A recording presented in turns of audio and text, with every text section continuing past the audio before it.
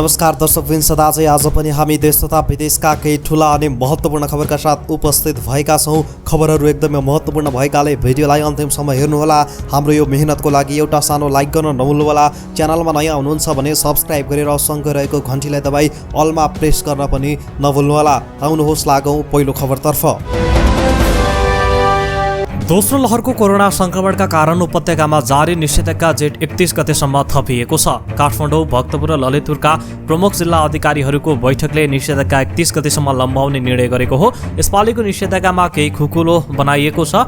जेठ 14 गतेबाट उपत्यकामा बन्द गरिएका किराना पसल तथा खाद्यान्नका डिपार्टमेन्ट स्टोर खोल्न दिने निर्णय गरिएको छ। त्यस्तै फलफुल र पुस्तक पसल पनि बिहान 9 बजेसम्म खुल्नेछन्। त्यस्तै विकास निर्माणको काम खुल्ला गरिएको छ। त्यस्तै विवाह तथा वर्तमानमा बढीमा 7 जनासम्म सहभागी भएर घरमा बसेको स्थानमा मात्र गर्न पाइनेछ, तर होटेल तथा पार्टी प्यालेसमा गर्न पाइने छैन।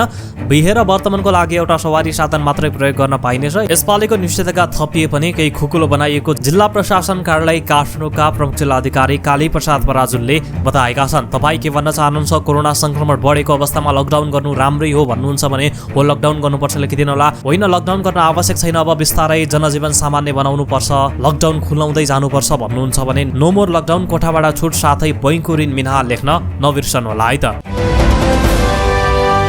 सरकारले 2 देश टर्की र कतारका लागि नियमित उडान खुलाएसँगै विदेशबाट फर्कने यात्रुका लागि नयाँ मापदण्ड सहितको 78 वटा होटेललाई क्वारेन्टिन तोकेको छ। पर्यटन विभागले 7 वटा 5 तारे, 7 वटा 4 तारे र 2 वटा रिसोर्ट सहित नयाँ होटेल तोकेको हो।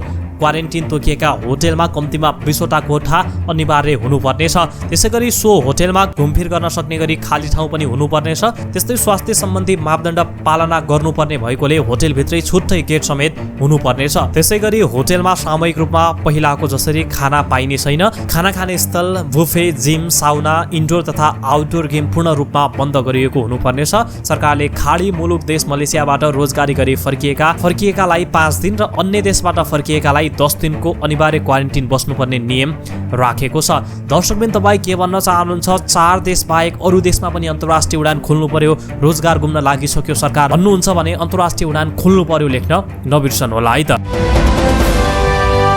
काठमाडौँ महानगरपालिकाले बन्दाबन्दीको समयमा कसैलाई छाकटार समस्या भए हटलाइन नम्बर 1180 मा फोन गर्न आग्रह गरेको छ।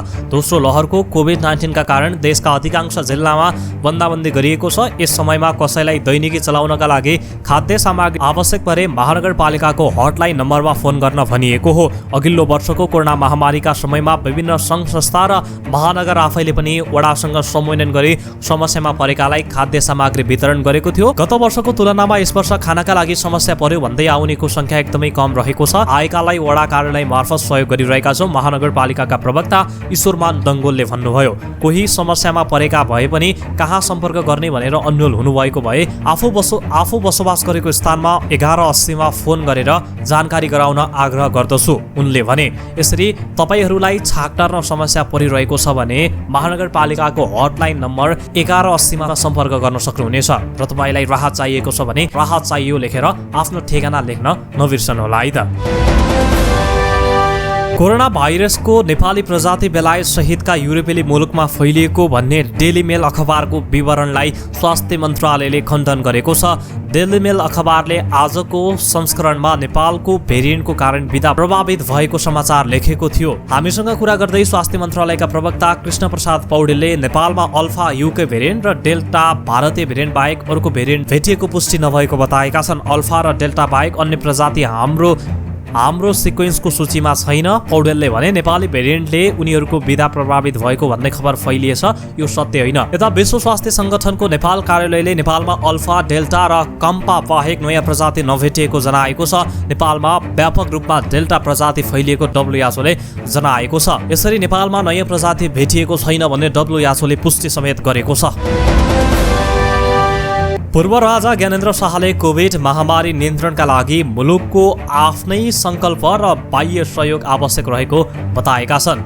कोरोना संक्रमणपछि उपचार गराई अस्पतालबाट फर्केर घरमा आराम गरिरहेका पूर्व राजा र पूर्व रानीको संयुक्त रूपमा जारी गरिएको भिडियो सन्देश सार्वजनिक भएको छ, जसमा पूर्व राजाले आफूहरू सबै अहिले स्वस्थ रहेको बताएका छन्। पूर्व राजाले आफूहरू महामारीप्रति चिन्तित रहेको र यो प्रक्रिया जारी रहेको भन्दै बाह्य सहयोगका लागि अन्तर्राष्ट्रिय समुदायलाई धन्यवाद भनेका छन्। महामारी विरुद्ध अग्रपन्थीमा खटिएका स्वास्थ्यकर्मी, सुरक्षाकर्मी र सफाईकर्मी लगायतलाई उनले धन्यवाद समेत व्यक्त गरेका छन्। महामारी नियन्त्रणमा आफ्नै सङ्कल्प र बाह्य सहयोग आवश्यक भन्दै पूर्व राजा ज्ञानेन्द्रले सन्देश दिएका छन्। सरकारले कोभिड-19 संक्रमितको निशुल्क उपचारका लागि देशभरका 82 वटा अस्पतालसँग सम्झौता गरेको छ। मुलुकका कोभिड संक्रमितको संख्या बढेपछि सबै सरकारी अस्पताललाई कोभिड संक्रमितको निशुल्क उपचारको व्यवस्था गरिएको थियो भने निजी अस्पतालहरूसँग पनि प्रदेश र पालिकाको सम्झौता गरेको थियो। यही क्रममा अहिले निशुल्क उपचार गर्ने अस्पतालको संख्या 82 पुगेको स्वास्थ्य तथा जनसङ्ख्या मन्त्रालयले जनाएको छ। संक्रमण पहिचानका लागि पालिका मार्फत निशुल्क PCR तथा एन्टिजेन परीक्षणको समेत सरकारले व्यवस्था गरेको छ। नेपालमा अहिले 56 वटा सरकारी र 36 निजी गरी 92 वटा प्रयोगशालाबाट निशुल्क नमुना परीक्षण भइरहेको छ। गत 19 महिनादेखि रोकिएका सम्पूर्ण परीक्षा आउँदो साउन अन्त्यसम्म सक्ने गरी तयारी गरिएको त्रिभुवन विश्वविद्यालयका उपकुलपति धर्मकान्त बास्कोटाले बताएका छन्। स्कुल अफ डेमोक्रेसीले आयोजना गरेको महामारी र शैक्षिक अन्यल, वैकल्पिक व्यवस्थापन र कार्यान्वयनबारे आयोजना गरेको जुम मिटिङमा देशभरिका सबै विश्वविद्यालयका उपकुलपतिहरूले आफ्नो विश्वविद्यालयको समस्या र चुनौतीबारे छलफल गरेका थिए। त्रिविका सबै परीक्षा साउन अन्त्यसम्म सक्ने तयारी भइरहेको छ। सरकारले स्वास्थ्यकर्मीमाथि आक्रमण गर्नेलाई 2 लाख जरिवाना र 4 वर्षसम्म कैद सजाय हुने व्यवस्था सहित अध्यादेश ल्याउने तयारी गरेको छ।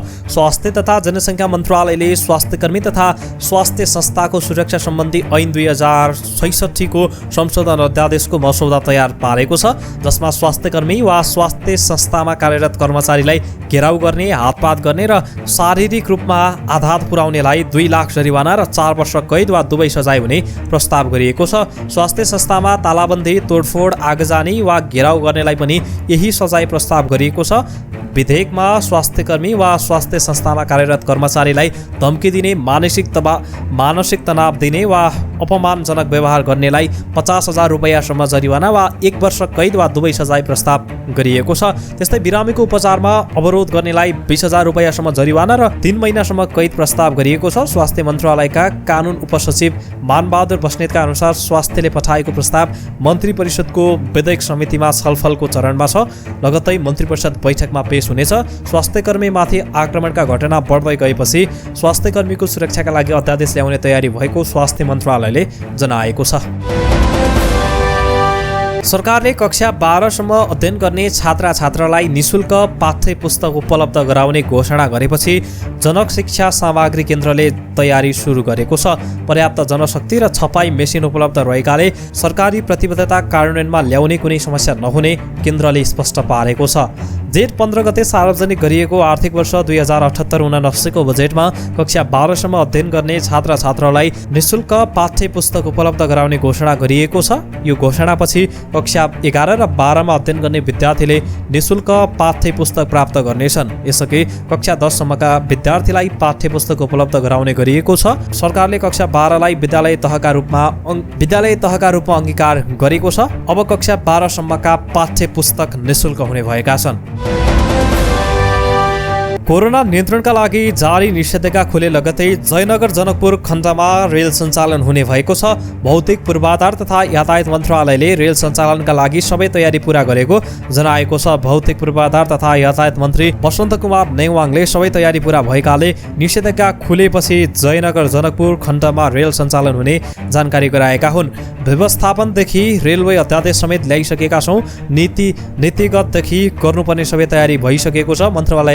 मन्त्रालयमा आयोजित पत्रकार सम्मेलनमा उनले भने निषेधाज्ञाका कारण सञ्चालन गर्न पाइएको छैन। कोरोना विरुद्धको दुवै डोज लगाएको भए पनि विदेशबाट फर्कने यात्रुले अनिवार्य रूपमा होटल क्वारेन्टिन बस्नुपर्ने संस्कृति पर्यटन तथा नागरिक उड्डयन मन्त्रालयले जनाएको छ। मन्त्रालयले जारी गरेको नयाँ मापदण्ड अनुसार अन्तर्राष्ट्रिय उडान मार्फत आउनेहरू विशेष अवस्थामा बाहेक सरकारले तोकेको होटल क्वारेन्टिनमा अनिवार्य बस्नुपर्ने उल्लेख गरिएको छ। यी अवस्थामा सिधै होम क्वारेन्टिन जान पाइन्छ। सरकारले विदेशबाट आउने यात्रुका लागि जारी गरेको नयाँ मापदण्डले विभिन्न शर्त तथा अवस्थामा सिधै होम क्वारेन्टिन जान पाउने कुरा उल्लेख गरेको छ। आफ्नो धर्म रीति परम्परा अनुसार आफन्तको अन्तिम संस्कारमा सहभागी विदेशबाट नेपाल आउने व्यक्तिको हकमा पालिकाको सिफारिसमा आधारमा कम्तीमा 10 दिनसम्म अनिवार्य होम क्वारेन्टिन बस्ने गरी घर गन्तव्यमा जान अनुमति दिइनेछ। दीर्घ बिरामी, शारीरिक रूपमा अशक्त र बिरामीसँगै आएका कुरुवाको हकमा अस्पतालबाट घटना पुष्टि हुने कागजात र पालिकाको सिफारिसका आधारमा कम्तीमा 10 दिन होम क्वारेन्टिन बस्ने गरी घर गन्तव्य जान अनुमति पाइन्छ। नेपाल आउने कूटनीतिक नियोगका पदाधिकारी, कर्मचारी र उनीहरूका परिवारका सदस्यको हकमा सम्बन्धित नियोगको सिफारिसको आधारमा नियोगले तोकेको वासस्थानमा अनिवार्य 10 दिन क्वारेन्टिन बस्ने गरी गन्तव्य जान अनुमति दिइने मापदण्डमा उल्लेख छ। एका घर परिवारका कुनै सदस्य अस्पतालको आइसियु वा भेन्टिलेटरमा उपचारार्थ भर्ना भएका तर हेरचाह गर्ने कोही नभएकाले हकमा अस्पतालबाट घटना पुष्टि हुने कागजात तथा सम्बन्धित पालिकाको सिफारिस पेश भएमा अस्पताल घर गन्तव्य जान पाइनेछ। होम क्वारेन्टिन बस्ने गरी वा होटल क्वारेन्टिन पुरा गरी गन्तव्यमा जान खोज्ने सबैलाई स्थानीय प्रशासनले आवश्यक सहजीकरण गर्ने जनाइएको छ। सवारी साधन मर्मतका लागि वर्कसपहरू रातिको समय पारेर सञ्चालन गर्न पाइने भएको छ।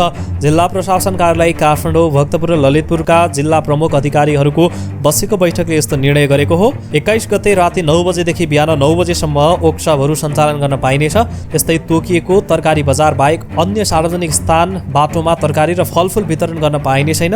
सरकारी कार्यालय, सार्वजनिक संस्थान, बैंक तथा अन्य वित्तीय संस्थाहरू, इन्टरनेट सेवा प्रदायक संस्था र दूरसञ्चार प्रदायक संस्थाका सवारी साधनको हकमा सम्बन्धित मन्त्रालयका सचिव वा विभागीय प्रमुखले जारी गरेको पास तथा परिचय पत्रका आधारमा आवाजावत गर्न पाइनेछ। यसअघि यी सेवा प्रदायकका गाडीहरू दिउँसो समयमा सञ्चालन गर्न रोक लगाइएको थियो। प्रधानमन्त्री केपी शर्मा ओलीको करिब 5 वर्ष पुरानो एक ट्विट सामाजिक सञ्जालमा भाइरल बनेको छ। गत मङ्गलबार सरकारले थारू कल्याणकारिणी सभा, थारूहट, थारूवान संयुक्त सङ्घर्ष समितिसँग 6 बुँदे सहमति गरेपछि प्रधानमन्त्री ओलीको उक्त ट्विट भाइरल बनेको छ।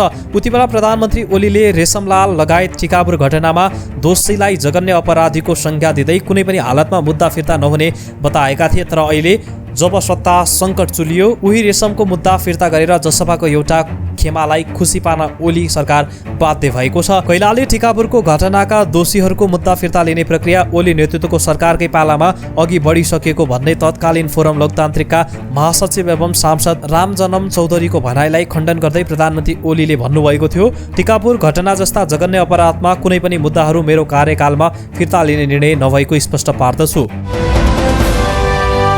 भारतले बालबालिकाहरूमा कोरोना खोपको परीक्षण सुरु गरेको छ। भारतमै बनाइएको कोभ्याक्सिन खोपको परीक्षण थालिएको हो। पटनाका 12 देखि 17 वर्ष उमेर समूहका 3 जना बालबालिकालाई परीक्षणको रूपमा खोप दिइसकेको र उनीहरू स्वस्थ रहेको एम्स अस्पतालका कोभिड इन्चार्ज डाक्टर सञ्जीव कुमारले जानकारी दिएका छन्। आगामी महिनामा 525 जना बालबालिकाको खोपको परीक्षण गरिने उनले बताएका छन्। दोस्रो चरणमा पनि खोपको नकारात्मक असर नदेखिएको तेस्रो चरणको खोप दिइनेछ। त्यसको प्रभावकारिताको आधारमा खोप अनुमोदन गरिनेछ। भारतले पनि बालबालिकामा कोरोना परीक्षण सुरु गरेको छ। सुन चाँदीको भाउ आज प्रतितोला 400 ले बढेको छ। आज छापावाला सुन प्रतितोला 94,900 रुपियाँ निर्धारण गरिएको छ। बुधबार 94,500 थियो। तेजाबी सुन प्रतितोला 94,500 तोकिएको सुन चाँदी व्यवसायी महासङ्घले जनाएको छ। 15 रुपियाँ भाउ बढेको चाँदीको मूल्य प्रतितोला 1,375 निर्धारण गरिएको छ। दर्शक यिनै थिए आजका केही ठुला अनि महत्त्वपूर्ण खबरहरू। भोलि यही समयमा पुनः मुख्य समाचारका साथ फेरि पनि उपस्थित हुनेछौँ। आजको लागि हामीलाई बिदा दिनुहोस्। हस्त नमस्ते।